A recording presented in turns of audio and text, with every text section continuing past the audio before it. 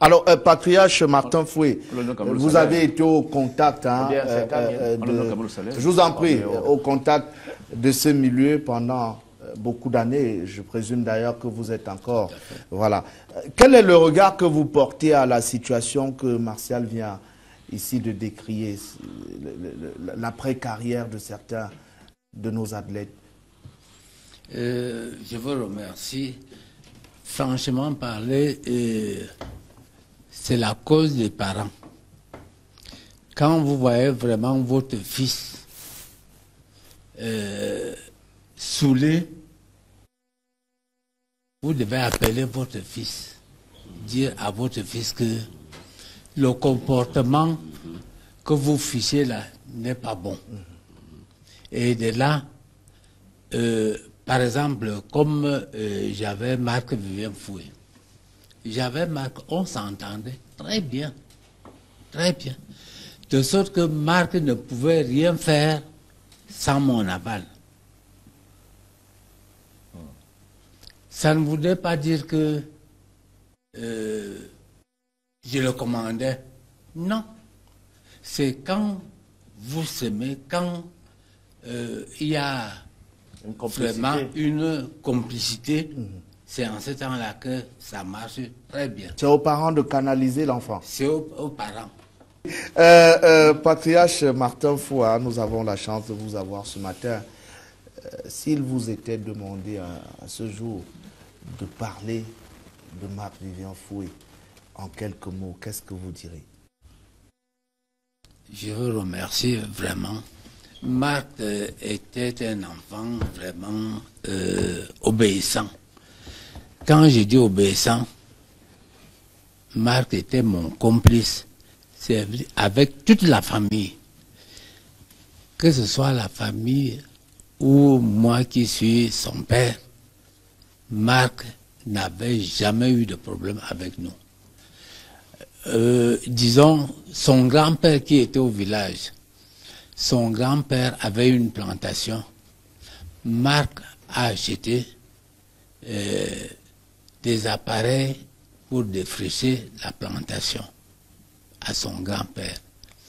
De sorte que Marc, je ne sais quoi dire vraiment, il me manque même des mots pour qualifier vraiment cet enfant. J'avais quand même 2 enfants. Sur les 2 enfants, il me reste seulement un seul enfant. Et Marc n'était pas l'aîné. Ce n'était pas Marc l'aîné. Il y avait un enfant qui était mort avant Marc. Franchement parler, ça fait très mal. C'est comme si c'était hier. Ça fait très mal. Quand je vous vois vraiment parler comme ça me fait tellement plaisir. Vous voyez que j'avais eu, j'ai été choqué, j'ai eu l'AVC. Ça fait 18 ans aujourd'hui que je ne suis pas au Cameroun. 18 ans. J'ai eu une chance que le président de la République m'a évacué. J'ai fait 6 mois en Afrique du Sud. Ça n'a pas marché. J'ai été obligé d'aller en France, à Lyon. C'est de là que je sors. Ça fait environ 1 semaine aujourd'hui que je suis rentré. Alors, peut-être on parlera tout à l'heure de ce mauvais souvenir. Est-ce que vous pouvez nous dire quels sont les bons souvenirs que vous gardez de la carrière de Marc Vivien Foué, vous qui l'avez accompagné au quotidien? Du moins de la carrière de Marc, Marc était devenu mon père. Quand j'ai dit que Marc était devenu mon père, que ce soit l'argent qu'il me donnait, que ce soit des habits, il m'achetait. De sorte que, avec Marc, tout ce que je voulais.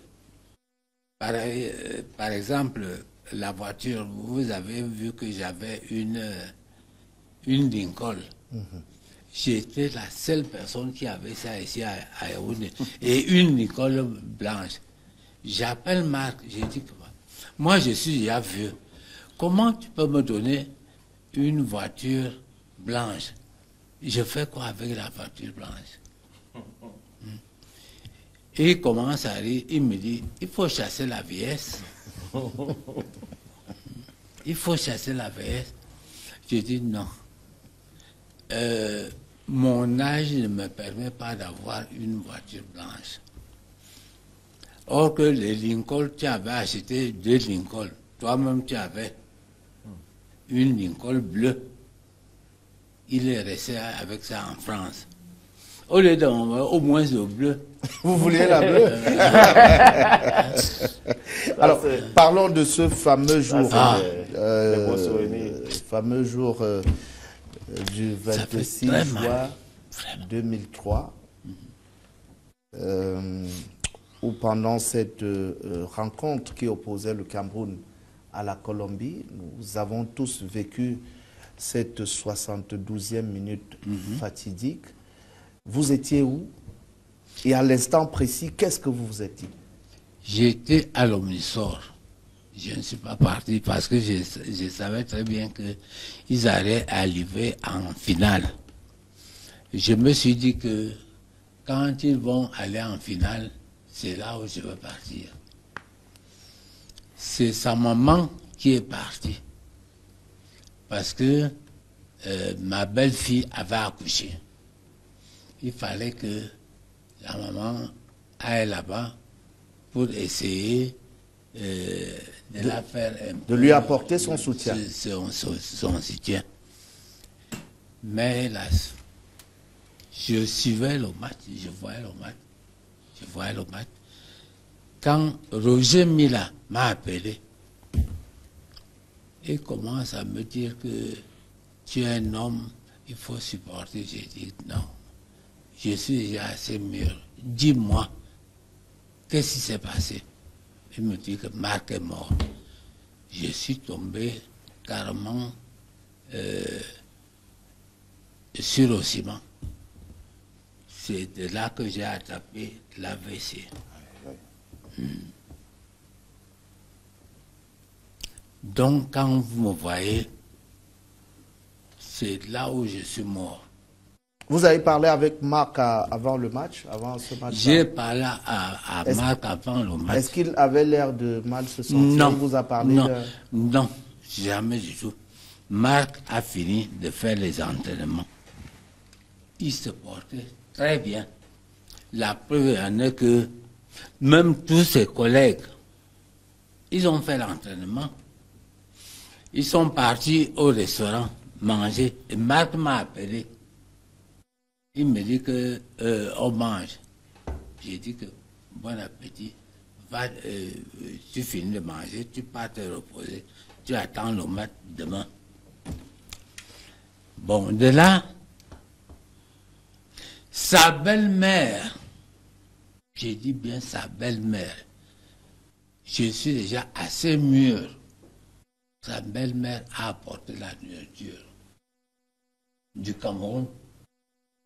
Et sa femme a pris cette nourriture. C'était 23 heures. 23 heures. Elle a amené la nourriture directement à l'hôtel. Marc a fini de manger la nourriture. Quand Marc a fini de manger la nourriture, ça n'a même pas fait 5 minutes, il a commencé à vomir. Marc a commencé à vomir. Sa femme est repartie à la réception de l'hôtel.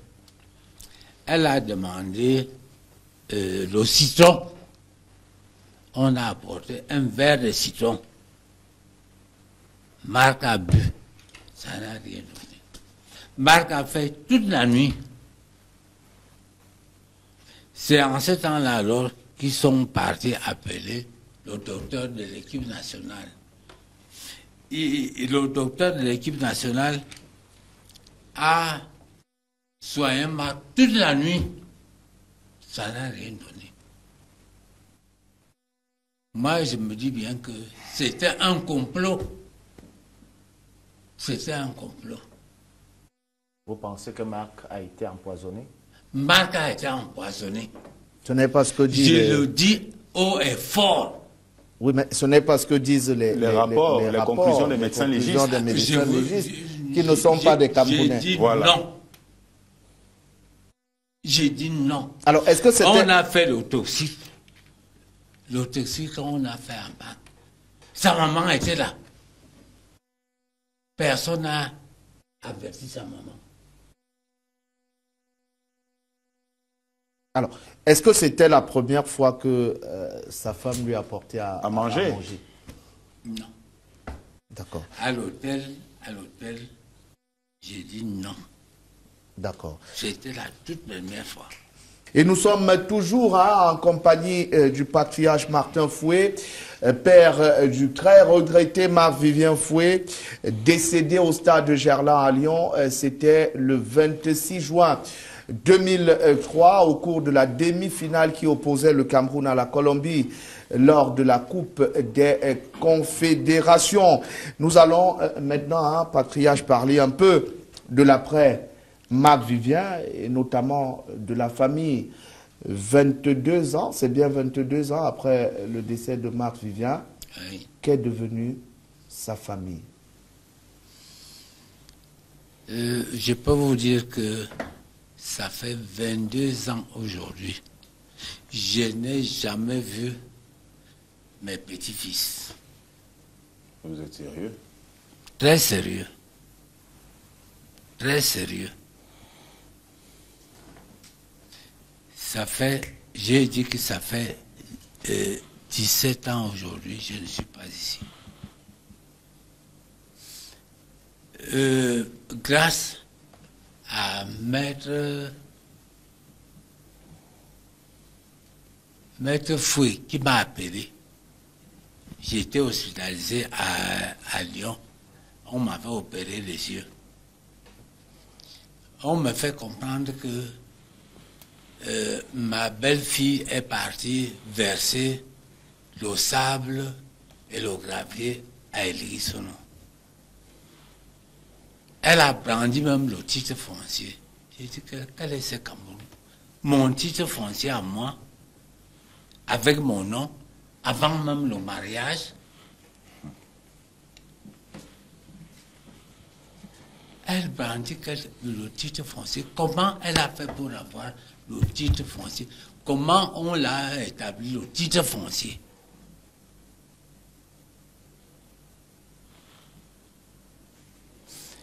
C'était le 21 septembre 1994 que j'ai eu ce titre foncier.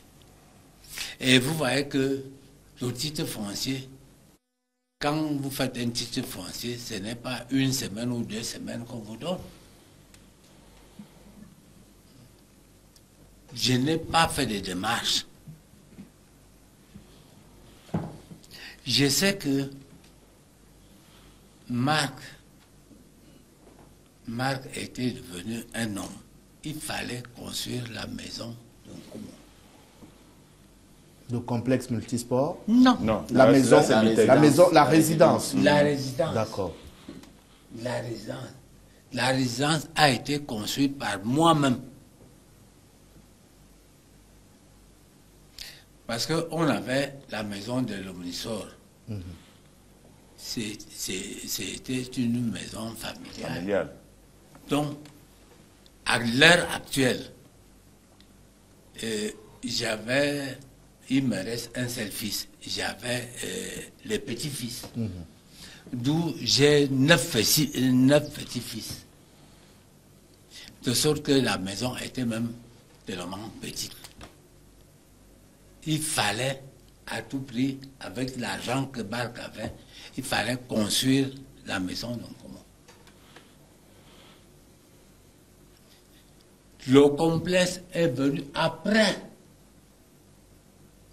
Et c'est moi-même qui avais conçu aussi le complexe. Du moins, c'est vous qui supervisez les travaux. Oui, les travaux. C'était moi. Marc n'avait pas du temps.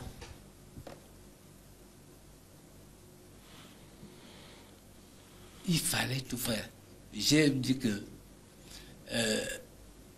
le premier fils remplace son père.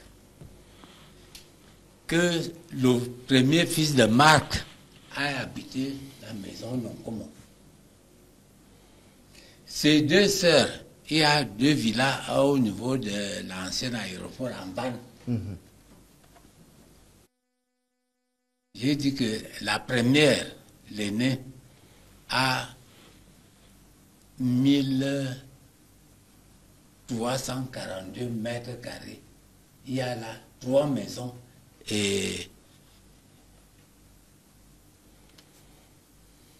il y a là 3 maisons et une piscine. La dernière, il y a encore l'autre maison. L'autre maison a une piscine aussi. D'ailleurs, le directeur de Ezekam, sans faire la publicité, c'est lui qui a habité là. J'ai dit que la dernière prend cette maison. J'ai dit carrément que je veux voir mes petits-fils pour qu'on aille sur le notaire, leur donner. C'est les petits-fils qui sont des héritiers. Et qui vous empêche de les voir, même si on a l'impression que vous avez donné à tout le monde, sauf à la veuve. Je suis parti quand j'avais appris que on va le condamner. Scott,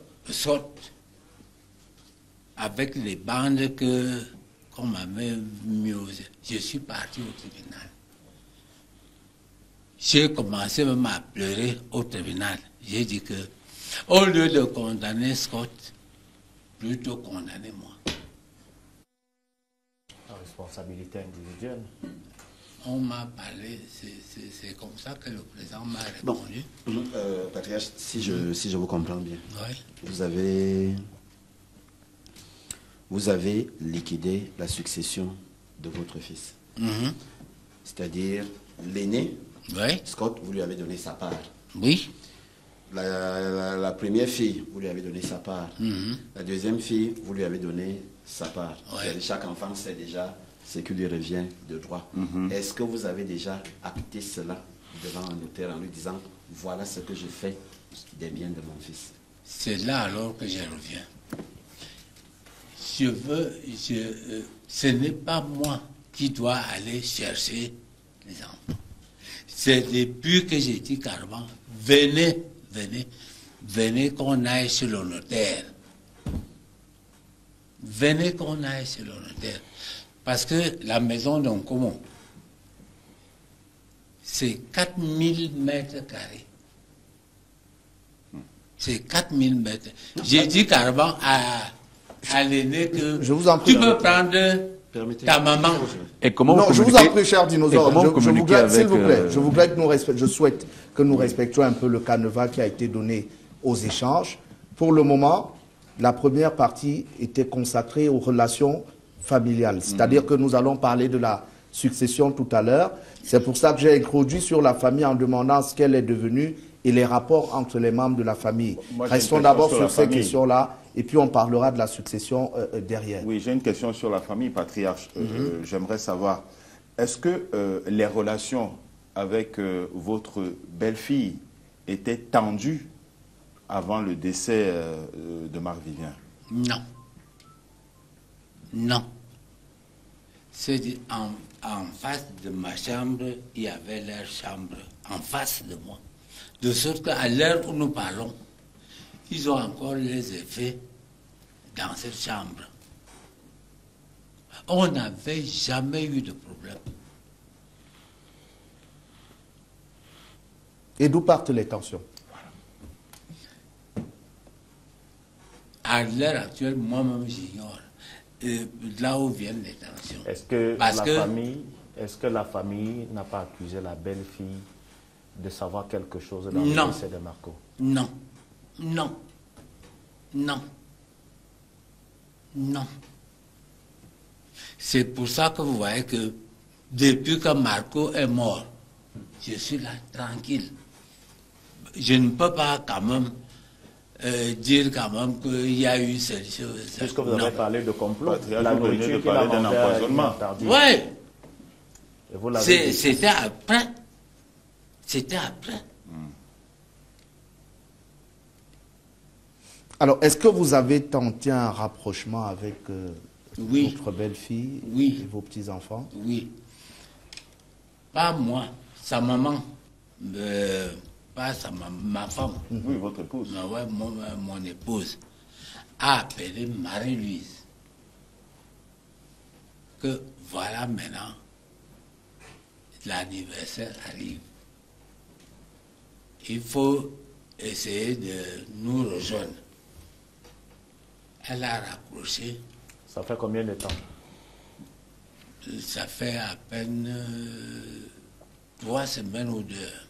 C'est-à-dire qu'entre-temps, si ça ne fait que 3 semaines, c'est-à-dire que depuis plus d'une on n'était pas 22 ici. ans. On n'était même pas ici. Mais depuis le décès de Marco, est-ce qu'il y a eu un rapprochement entre la belle-fille et vous? Oui. Avant ces 3 semaines? Le papa de Marie-Louise était mort. Sa maman est partie. On a appelé aussi une des cousines pour aller au deuil. Parce que à l'heure où je vous parle là, on ne connaît pas leur village. Vous avez épousé une femme sans connaître d'où elle vient, patriarche? Oui, c'était ici à Yaoundé.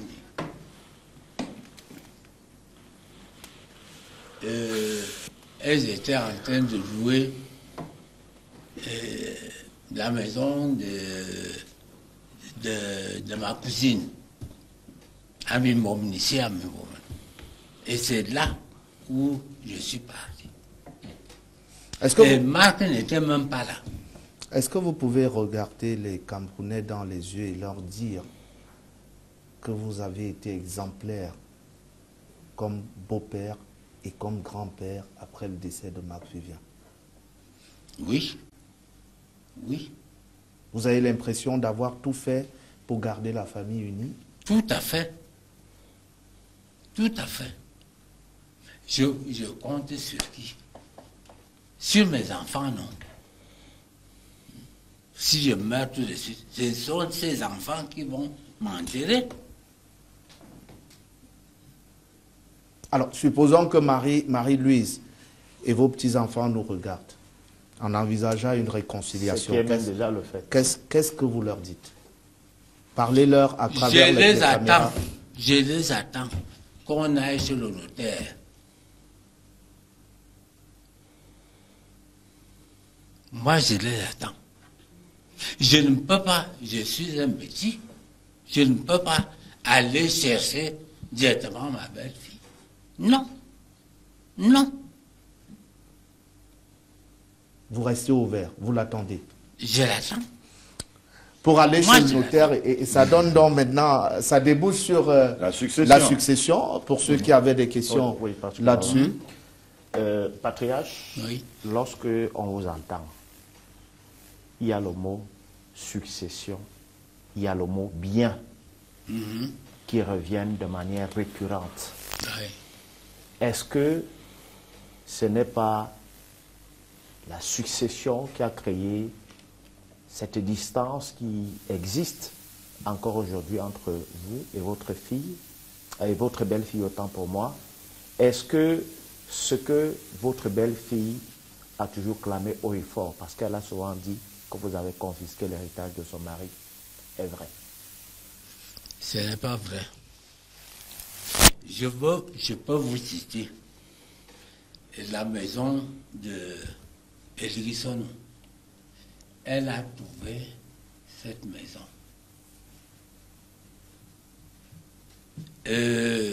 Mais elle avait mis la maison de Lixon sous scellé. Non. Non. Elle a commencé à verser le sable. Je ne sais pas ici. C'est plutôt les gens de la justice. C'est le procureur qui a demandé, a donné 30 minutes à Marie-Louise d'aller tout enlever. Je ne sais pas ici. Pourquoi j'ai sorti mon titre foncier? C'est écrit Fouet Amour Martin, le 21 septembre 1994.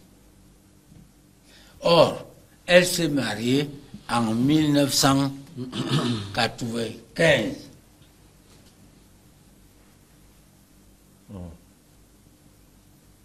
J'ai acheté le terrain chez Écobre Janvion, qui est premier adjoint au maire d'Eroun du Premier. Nous sommes allés chez Maître Boudahane. Vivienne n'était même pas encore, il n'était même pas encore professionnel. Bon, vous avez, on a compris très bien. Vous avez parlé tout à l'heure, vous parlez de la maison de Liguessono, qui fait partir des biens acquis, pré-mariage. C'est-à-dire avant le mariage, avec c'est-à-dire son bien propre à Marc Vivien Fouet. Et c'est clair. Et ok, si ces biens-là n'héritent pas aux enfants, encore moins à la dame, je suppose qu'il y a un problème au niveau de l'acte de mariage entre Marc et son épouse, au niveau du régime des biens. Oui, bien séparés. Ok, vous voyez, donc ça veut dire que j'ai bien compris. Mais, alors, puisqu'ils sont donc dans le régime des biens séparés, puis ils sont dans le régime des biens séparés, ça veut dire que Marie-Louise n'a rien à revendiquer au sujet des biens qui ne sont pas à son nom elle-même. Oui. C'est ce que ça signifie. Bon, maintenant, en tant que patriarche, Betty, on va parler en Betty, hein, pour la richesse que Marie-Louise vous a apportée. Qu'est-ce que vous avez pensé à lui donner? Angavou au bot, comme on dit en Betty. Tout à fait. Elle vous a donné les hommes, c'est-à-dire la richesse. Les hommes, c'est la richesse. Elle vous a donné trois êtres humains. C'est pour ça que... Maintenant, quand vous parlez tout à l'heure de votre partage, vous avez parlé de Scott, vous avez parlé de sa petite sœur, vous avez parlé de la deuxième petite sœur. Chacune a ce qu'elle lui, ce qui lui revient. Oui. À elle, vous n'avez même pas pensé donner même 2 mètres carrés de terrain? Ne serait-ce que pour la douleur qu'elle a ressentie? Oui, j'ai donné. Qu'est-ce que vous avez donné? En commun, c'est 4000 mètres carrés. J'ai dit que Scott doit prendre sa maman. Là-bas, ok. De sorte que sur ce terrain, ils peuvent construire. Construire une autre maison, oui. Mais est-ce que Marie-Louise, de son côté, je ne sais pas, peut-être vous avez des personnes qui sont en contact avec elle, qui peut-être vous le ferez savoir. Est-ce que de son côté, il y a des choses qu'elle vous réclame? Oui. Elle ne me réclame rien. Ok. Non. Rien. Faites bien la différence. Peut-être vous estimez qu'elle n'a rien à vous réclamer. Oui. Mais est-ce que de son côté, dit-elle que... J'ai dit tout à l'heure là. Elle a quelque chose à attendre. Attendre de vous. Et que vous ne lui donnez pas. Si elle se comporte bien, si elle se comporte bien, je donne. Qu'est-ce que vous lui reprochez? D'accord. Qu'est-ce que vous lui reprochez quand vous parlez si elle se comporte bien? Ma richesse appartient à Marie-Louise. C'est bien ce que Martial disait. Oui. Alors, vous parlez de si elle se comporte bien. Oui. Qu'est-ce que vous lui reprochez? Qu'est-ce que ça veut dire? Parce qu'elle ne veut pas être à côté de moi. À côté de moi. Vous avez besoin qu'elle soit à vos côtés. Oui. Oui. Alors, l'une des questions qui revient le plus souvent est celle de savoir ce qu'est devenu le complexe multisport Marc Vivien Fouet. On se souvient qu'il y en a qui s'étaient engagés à terminer ou achever l'œuvre de Marc Vivien. Qu'est-ce qui a coincé? On parle beaucoup de problèmes au niveau justement d'éthique de propriété où les gens... Marie-Louise dit carrément que comme c'est à mon nom, qu'on ne tue pas ce complexe. Mais elle vous accuse par la même occasion d'avoir, vous, personnellement, détourné l'argent destiné à la construction, à la finition des travaux. Et c'est quel montant? Qui a donné l'argent? Donc vous n'avez rien reçu pour finir le complexe sportif de Biteng? J'ai dit non. Que c'est lui qui reconnaît m'avoir donné l'argent, qui se présente. Mais comment se fait-il que le complexe soit à votre nom? C'est moi qui avais acheté. Il a dit que Marc a mis toi son nom. C'est moi qui avais acheté. C'est-à-dire que Marc, dans le cadre de du mariage sous régime des biens séparés, avec son épouse, avec votre belle-fille, dans le cadre de cela, il a pris tout ce qu'il générait, tout ce qu'il créait comme richesse, il mettait à votre nom. Oui. Pourtant, il avait des enfants, Conséquence, à la fin... mineur. À la fin, j'ai plutôt l'impression que, si je comprends bien, parce que tout à l'heure vous disiez que vous n'avez pas de problème avec Marie-Louise. Je n'ai pas de problème avec. J'ai plutôt l'impression que Marie-Louise a l'impression d'avoir été abusée. Abusée. Peut-être si les biens de Marc Vivien-Foué avaient été au nom de l'un de ses enfants, vous serez peut-être en paix, vous et Marie-Louise. Là, je ne sais pas. Mais le fait qu'elle mette tous les biens, que son mari mette tous les biens à vous, parce que en épousant sous régime bien séparé, elle sait très bien ce que ça signifie. Ce qui lui revient n'est que ce qui va porter son nom à elle. C'est-à-dire son nom de jeune fille. Maintenant, est-ce que vous n'avez pas l'impression, paix à son âme, que Marc et toi, vous avez peut-être mal fait concernant Marie-Louise? Ça dépend du comportement qu'elle affichait avec son mari. Si son mari avait senti quelque chose de mauvais, il pouvait le faire. Il était en Europe, moi j'étais ici au Cameroun. Est-ce que votre fils s'est plaint un jour du comportement de Marie-Louise? Lui dont vous étiez le confident. Elle dormait à côté de lui, vous étiez son ami. Parce que là, vous venez de dire quelque chose de très important. Ça dépend de son comportement avec son mari. Et moi, je reste convaincu qu'aucun homme ne peut se lever et aller épouser une femme qui se comporte déjà mal. Ça veut dire que le comportement, si le comportement a changé, si Marc allait épouser Marie-Louise, ça veut dire que Marc était fou amoureux de Marie-Louise. Et ensuite, si à un moment donné, vous venez de dire que ça dépend de son comportement, ça veut dire que Marc s'est peut-être plaint de son épouse, ou alors vous, parents, vous lui avez peut-être dit, écoute Marc, la fille là n'est pas d'ici au village, elle n'est pas bêtise. Je prends des tout à fait. Il faut faire attention parce que elle là, chez nous ici là, on ne lève pas trop. Ça peut être ça. Est-ce que sur ce plan, est-ce que Marc vous a confié des choses? Marc ne m'a jamais dit. Du mal de son épouse. Du mal de son épouse. Marc ne m'a jamais dit ça. Alors, le complexe Marc Vivien-Foué en l'état actuel, qu'est-ce qu'il est devenu? C'est abandonné. Il va le rester? Non, si ce n'est que moi, on allait terminer le complexe. Il y a eu des approches quand même de certaines institutions. Des gens sont venus à vous, des personnalités, des institutions? Pas encore. Pas encore. Pas encore. Alors, ça nous permet justement d'évoquer un peu les relations que vous avez gardées avec les pouvoirs publics et même les anciens coéquipiers de Marc Vivien. Quelles sont les relations aujourd'hui que vous entretenez avec les anciens coéquipiers de Marc Vivien, qu'ils soient camerounais comme ceux qu'il aura eu en club? Sans vous mentir, depuis que Marc est mort, je n'ai vu que Etofis qui est venu à la maison. Depuis que Marc est mort, je n'ai vu que Roger Mila, vous avez cité là tout à l'heure. Vous avez cité Roger Mila tout à l'heure? Non, Roger l'a appelé. C'était pendant la rencontre. Après la rencontre. Ok. Il avait Mabonke et Sac. Rien que Mabonke, les deux. Et il y avait aussi Ouéa au pont Georges du Libéria. Les trois. Le reste, je n'ai jamais vu.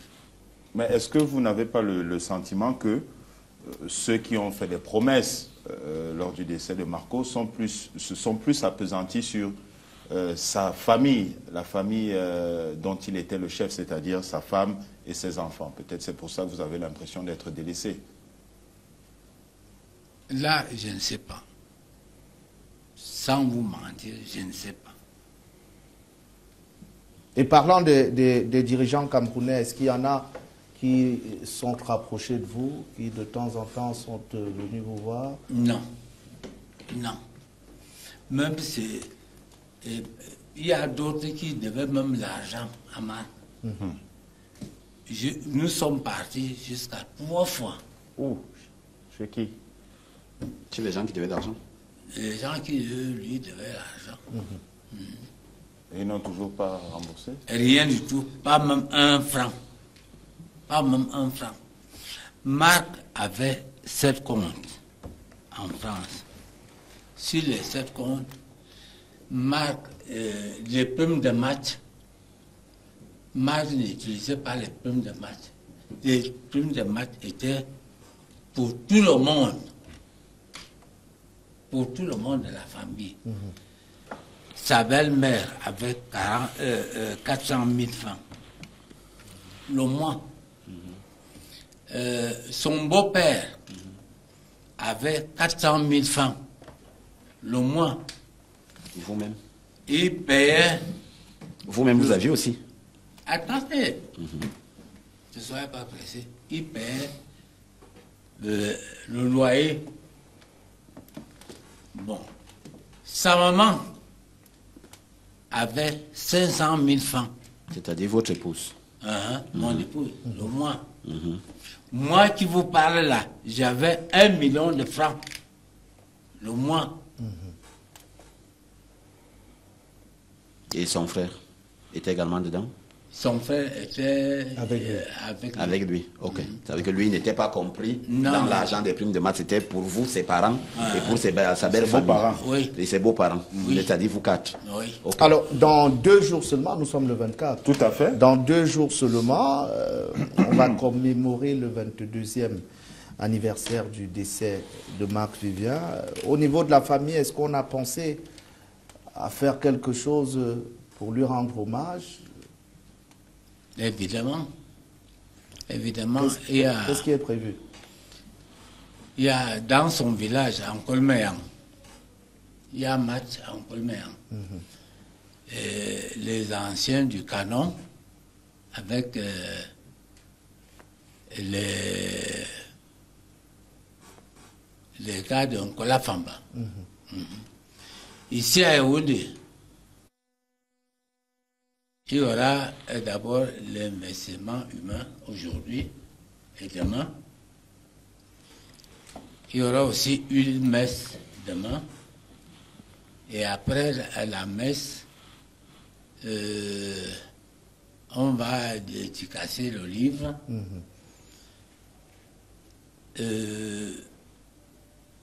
Jeudi, à 13h,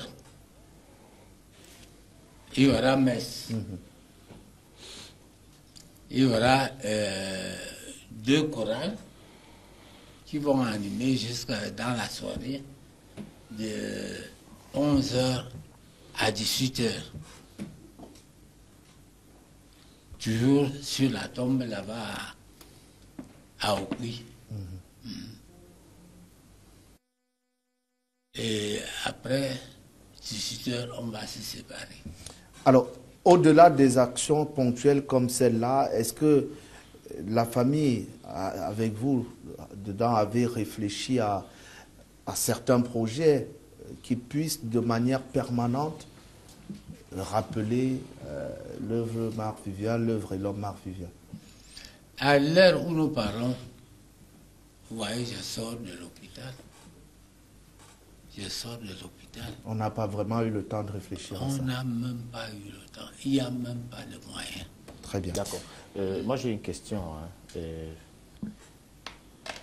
Patriarche, Oui. vous êtes malade et vous sortez même de maladie. Il y a le temps qui passe et vous vous sentez de plus en plus affaibli. Est-ce que vous ne trouvez pas qu'il est temps, en tant que patriarche, de poser des actions de réconciliation afin que vous, votre belle-fille, mais surtout vos petits-enfants, parce qu'il faut rappeler que le garçon, il a connu des déboires avec la justice Oui. et la prison. Est-ce qu'il n'est pas temps aujourd'hui d'enterrer la hache de guerre et de vous asseoir, que vous fassiez le premier pas, parce que vous avez indiqué que votre épouse avait appelé votre belle-fille et qu'il n'était pas de votre rôle de l'appeler.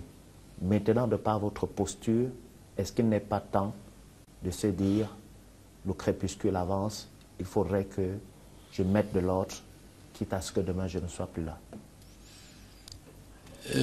C'est une bonne question. À l'heure où nous parlons, moi, je n'ai pas de problème. Et vous voyez l'âge que j'ai. Il y a un temps pour faire la guerre, un temps pour faire la paix. J'aimerais que mes enfants reviennent. Je compte sur qui? Est-ce que vous pouvez lui adresser une invitation, peut-être un mot aujourd'hui, pour que vous vous rejoigniez et que vous puissiez véritablement, définitivement laver le linge? Pas seulement, je peux dire, une semaine et demie aujourd'hui, j'ai envoyé le chef de OZA. J'ai envoyé le chef de OZA d'aller appeler Marie-Louise. Elle a dit carrément au chef de OZA de lui foutre la paix. Très bien. Bonjour Mathieu Ekon, bonjour. Comment ce papa peut dire que le complexe est abandonné? Le commissariat du 20e arrondissement de la ville de Yaoundé, le centre de formation médico-sanitaire Marc Vivien est dans ce complexe. Bertrand de la Maïture à Biteng. Le complexe est occupé par... C'est moi-même qui avais mis le commissariat parce que on arrivait à tuer les gens vers ce côté. Et tout ce qui arrivait comme matériel dans le complexe, les gens ont tout volé. Donc vous avez préféré mettre le commissariat. Et sur ce commissariat, il ne paie même pas un franc. Je pense qu'il nous écoute. Et le centre de formation? Le centre de formation, c'est Marie-Louise qui avait mis ça. Je ne sais pas. Salut, c'est Philippe de Ngwaikele. Demandez-lui que l'argent que Marc a travaillé ou les biens qui sont au nom de son père là, c'est Marc qui envoyait l'argent pour investir et lui mettait derrière le dos de son fils. Qu'est-ce que vous répondez à ça, patriarche? Il ne sait pas ce qu'il dit. Bonjour à vous sur le plateau. Le père de Marc Vivien n'a jamais accepté la relation de son fils avec Marie-Louise, tout simplement parce qu'il a déclaré ne pas connaître d'où vient cette dernière. Et je propose que les deux mettent leurs différends de côté pour le bonheur des enfants. Ça aussi, qu'est-ce que vous répondez à ça? Le monsieur dit que vous n'avez jamais accepté cette relation. Est-ce que c'est moi qui lui avais dit ça? Patriarche, vous avez le numéro de votre fille, de votre belle-fille? Vous avez son numéro de téléphone? Non. Non. Vous n'avez pas son numéro de téléphone? Non. Même pas celui de Scott? Alors justement, le message qui arrive allait dans ce sens, Martial. Bonjour le plateau, s'il vous plaît, demandez à mon grand-père s'il peut appeler Marie-Louise pour faire la paix au nom des enfants de Marco. C'est Narcisse de Ndopassi. C'est ce que j'ai demandé tout à l'heure. Est-ce que vous pouvez l'appeler? Non. Il dit qu'il n'a pas le numéro, c'est pour ça que je n'ai pas... Si on vous donne le numéro, vous pouvez l'appeler? Bien sûr. D'accord. Bien sûr.